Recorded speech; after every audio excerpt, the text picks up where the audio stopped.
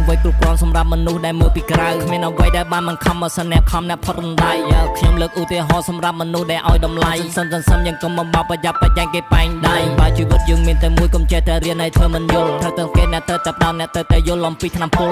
ជីចំណេះវិជាអ្នកជីឲ្យជ្រៅលបើកទាំងគុលចេះតែរស់ដើម្បីតែលុយរៀនរស់មក90ផ្ទះមង្គលរស់ដើម្បីខ្លួនឯងគឺរស់មិនពឹងលើអ្នកដទៃរស់ដើម្បីយើងមានបញ្ញាយើងមានគំនិតនិងក្តីសម័យចេះតែរស់ដើម្បីកដាស់ពេលអស់កដាស់អ្នកអស់តម្លៃដើម្បីសពឬក៏ស្រឡាញ់វាគឺជាសិទ្ធិអ្នកដទៃតែតកាជាបទពិសោធន៍ដោយបច្ចុប្បន្នវាជាលំហាត់រហក់គេបានតែពី3ដងបើជាកំហុសអ្នកត្រូវកំចាត់អនាគតនៅតែមើលមិនឃើញបើយើងមិនប្រុងប្រៀបបញ្ហាយើងទៅតែដងពីជីវិតដែលថោកទាប